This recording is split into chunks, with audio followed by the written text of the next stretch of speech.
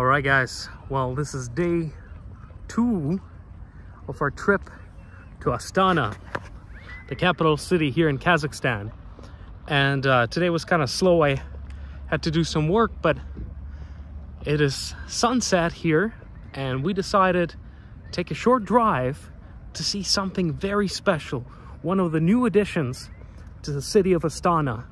It is, of course, the brand new Grand Mosque here in Astana.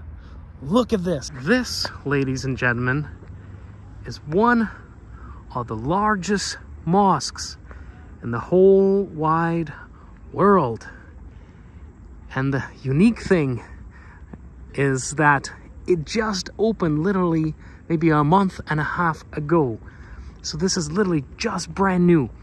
They started building this in 2019, and it only took them 3 years to finish this grandiose, beautiful mosque. So it literally just opened the doors, maybe, I think, mid-August of 2022. But it's humongous. So the dome behind me is 90 meters high. And supposedly it's one of the largest domes of its kind in the world. And then the columns, called minarets, are 130 meters long. So high, 130 meters high. So you can just imagine the scale of this structure. It's kind of hard to, portray it through the video, but like, trust me, it's just humongous, and you can see it for kilometers away. And so each of these pillars is subdivided into 5 sections, and these sort of symbolize the 5 pillars of Islam. First being the profession of faith, second being prayers, third being alms. So in a Islamic faith, you're required to give a portion of what you make to the poor. So that is a requirement. Now the fourth one is fasting. As you know, during the holy month of Ramadan, Muslims fast during daylight. They don't eat or drink. So that is very important, because it was in a month of Ramadan when the Quran was first revealed. So it is a holy month, and is celebrated with fasting for the whole duration of that month. Usually it's the 9th month of the year. And lastly, it is pilgrimage. So each practicing Muslim, if they have the financial means and the physical ability, are required to at least once in their lifetime to travel to Mecca in Saudi Arabia and pay the homage to the birthplace of Islam. So that is 5 pillars. And so these 5 pillars of Islam are represented in the subsections of each of these pillars. There's 5 subsections. So kind of neat. All right, guys. Well, let's walk up closer to this beautiful mosque. Let's see if we can maybe go inside as well. I heard that you can actually take an elevator and go all the way up to the very top of one of the pillars. We'll find out if that's still available. But what is very unique about this mosque is that it's actually the largest one in Kazakhstan now. But not only that, it is also the largest one in all of Central Asia. The largest one in all of Central Asia. How cool is that? It is written that it is supposed to be able to house 235,000 people at once. 235,000. Can you imagine? Almost 250,000 people can pray here at the same time. Wow. Look at this beautiful design too. Yeah, look at this beautiful design. Absolutely mesmerizing. This is one of the largest, I think it It is included in 10 most largest mosques in the world now. Wow. But it's probably like second or third, I would say. I'm not sure exactly where in that top 10 it lays, but it's definitely there on the first 5, I would suspect. But yes, look at that. And from here you can get a beautiful view on the city of Astana. There's our Death Star, or the Expo Center. Very unique building.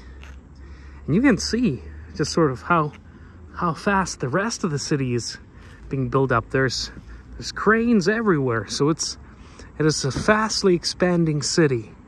Fastly expanding. You know, Astana as a city itself is rather new. Like I said, it's something like 20 years old. Of course, there's been smaller towns in its place, but really it took off after the decision was made to move the capital to here. And so really the construction began in like 1997-ish, around there. So literally everything you see around me has been built in the last 20 years, and it is so impressive, the speed of construction. But the nature here is very cold. So during the winter time, this used to be just a steppe, and the wind would be so strong that a taxi driver said that you would see like women clinging to the poles during winter time because wind would just blow you away. The snow would be up to your waist. So you can imagine this strong wind and snow and minus 40-degree weather. That's what Astana weather is like. So what they decided to do is build a bunch of trees around the city to sort of isolate the city a little bit from the wind. And so these trees, a lot of them are newly grown trees to protect it from the wind. All right, well, enough talking. How about we go inside and explore this beautiful mosque from the inside? It's supposed to be enjoyed. Okay, I see the door there. By the way, I read that these doors are actually made out of wood, and they were carved by hand. I think the central one inside is one of the largest wooden doors in the world. So you can rest assured no shortage of expenses went into building this beautiful mosque. So as you walk in, there's a little plaque saying here that the idea to build this new spiritual complex is sort of the brainchild of the president at the time of Republic of Kazakhstan, Nursultan Nazarbayev. And it also says here that he laid the first stone. And what's really interesting is that that date is literally a day before he abdicated as a president and was replaced by President Tokayev. So literally a day before he ceased to be a president, that was one of the last things he did, was lay the first stone in the foundation of this beautiful Grand Mosque. All right, so we're gonna walk into the Grand Mosque of Astana. Wow. Okay, let's figure out where we have to go. So this says the museum, North Ablution. Okay, I gotta ask somebody. All right, guys, we have to take our shoes off. Now we can actually enter sort of the side of the mosque. As you can see, it's very beautiful. Everything made out of marble. It's fully enclosed. But look at that. This is the central area. There's the grand entrance. Wow. Very beautiful.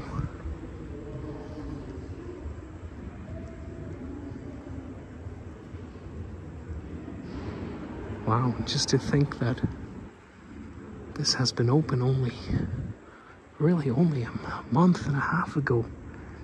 So unique. So right now I believe we're walking towards Haram, which is a male prayer room. Let's see.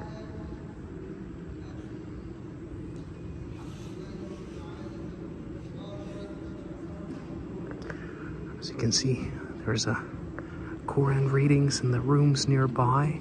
So they're reading Quran. The Imam or assistant Imam is reading the Quran, and then people can sit in and enjoy. Oh, look at this, there's wedding halls. But we're trying to go to the very center.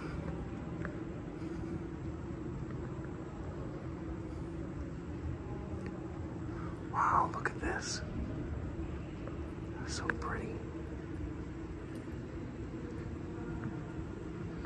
This is a sophisticated building. As you can see, there's also a floor downstairs. There's a grand hall of sorts there too. Let's see if we can see what's in there.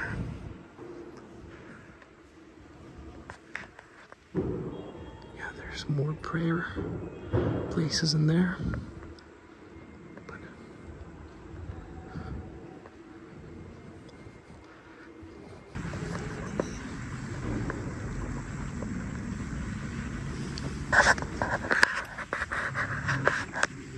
Wow, guys, so right now we're inside the main building. Look how beautiful, of a design it is. The carpet is very nice too.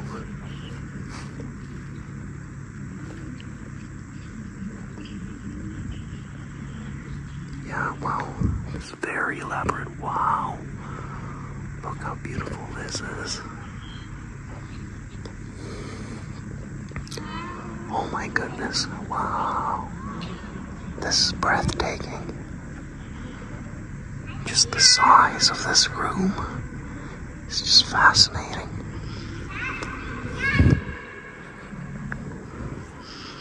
Wow.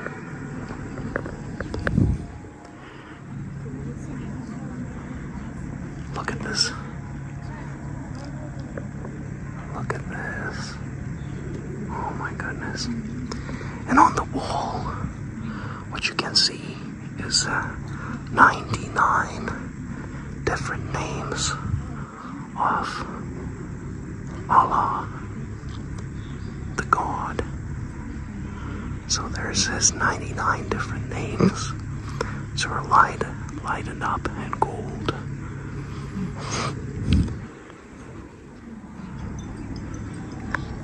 Okay guys, well, we're gonna do a little tour of this main prayer space. As you can see, the mosques are sort of a community thing. You can see people hang out with their families, just sitting down, talking, relaxing. Some are praying, some are checking their phones. You know, it's pretty relaxed as to what you can do. But yeah, this is just beautiful. The size of each of these columns is just breathtaking. And look at the main dome. Wow. Wow. There's this whole different floor level here on the second floor. So there's more prayer space there. And this, of course, maximizes the amount of people that can pray here all at once. The carpet is very nice and sort of soft to walk on. It's a pleasant experience. It's very peaceful in here.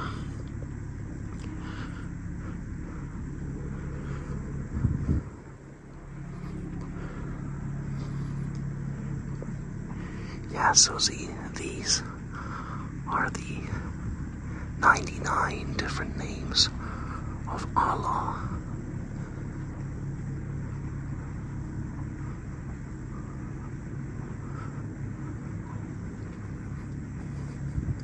In a Muslim culture, it is sort of inappropriate to praise anything that is human-like. So you will not see, let's say, icons of a god or a prophet, because it is just not the way that Muslims praise. So instead, you will only see the written names for God and prophet. So, to equate it, what Christians see in the icons, like say Catholics or Orthodox, where you have pictures of Jesus. Here he would be sort of the same, but in the form of the writing. And here we are, of course, walking up to the most holy place, which is where Imam would read out the Quran. And so here, what you're looking at is a part of the mosque that is called Mihrab, and that this usually it is an indent in the wall. As you can see, there's no such indent anywhere else, but there's always one. And so Mihrab indicates the direction into which people should be praying, because this is a direction directly to Mecca. It is aligned exactly towards the center of Mecca. And in the center of Mecca is where you can find Kaaba, which is the sort of a square-shaped building, which is the most holy of the holiest in the Islam. And so Mihrab, because people would generally be sitting here, and they would all be facing towards this wall. You have this place right here. This is called Minbar, and this is where the Imam would be seated, and he would read out the Quran and do the sermon. So as people face him, they also face Mihrab, and basically looking towards the center of Mecca. So this is what it is. Beautiful place. Very serene here, Very serene.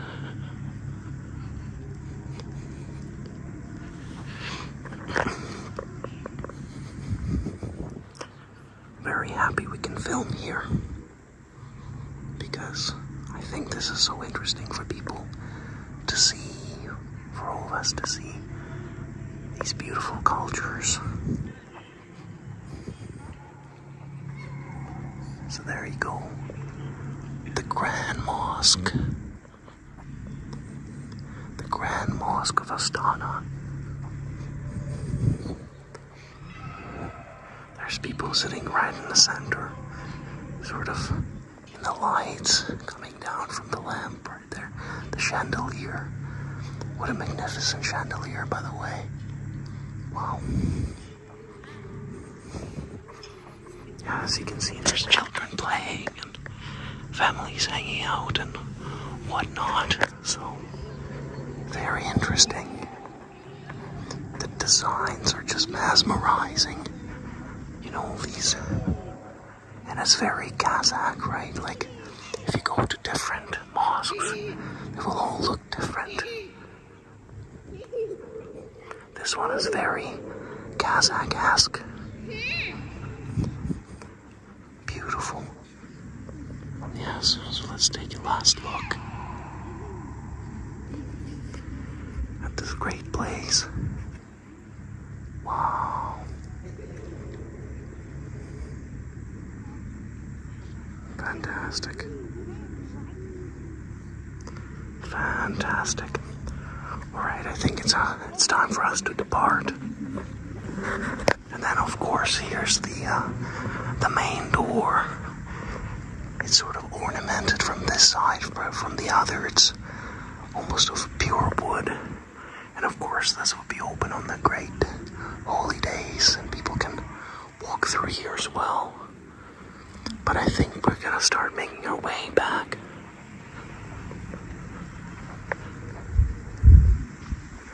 Yeah, wow.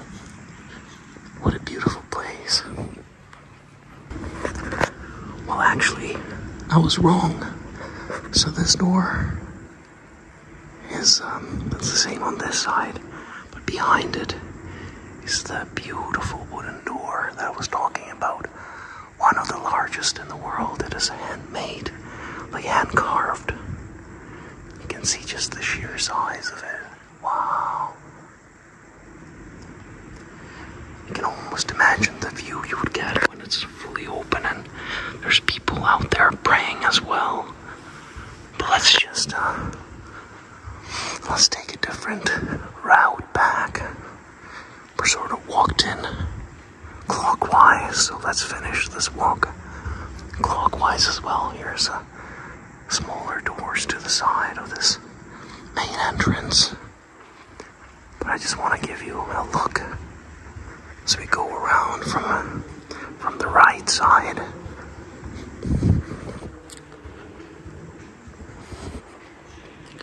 Very beautiful designs.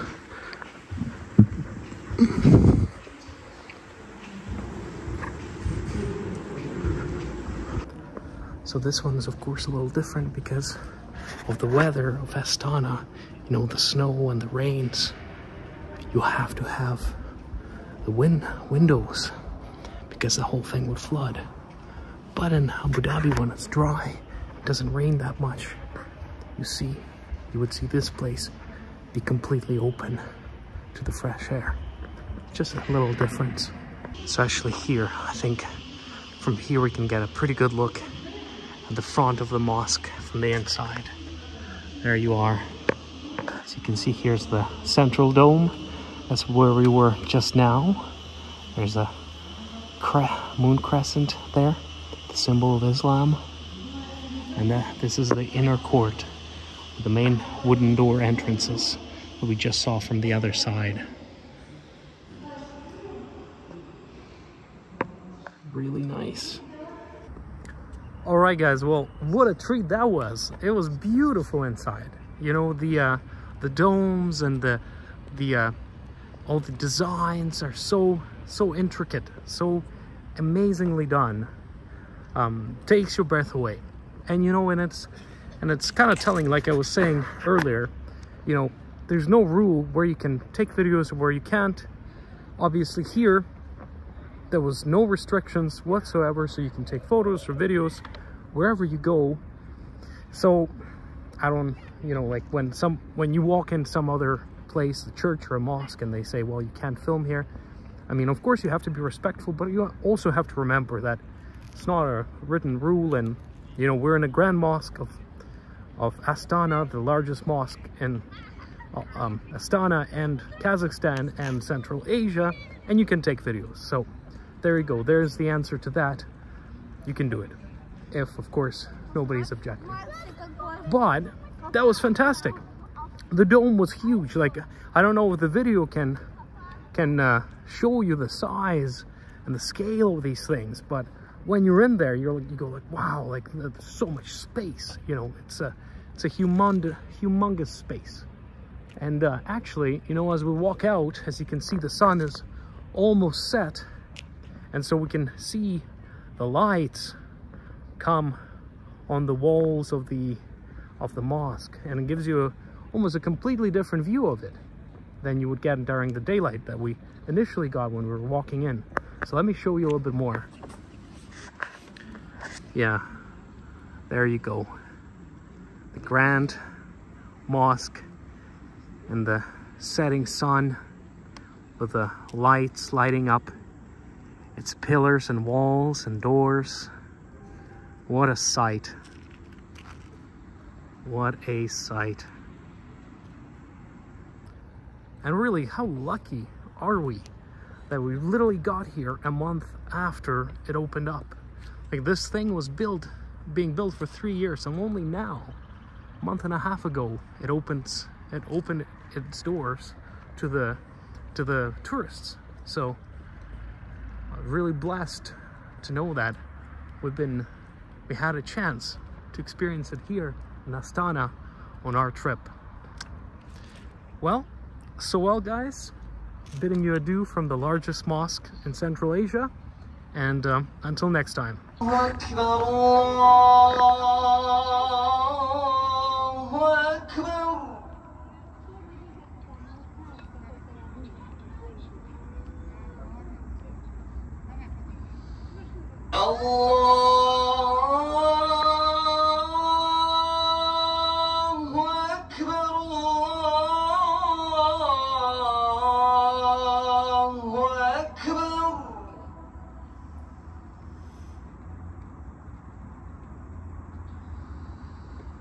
أشهد أن لا إله إلا الله.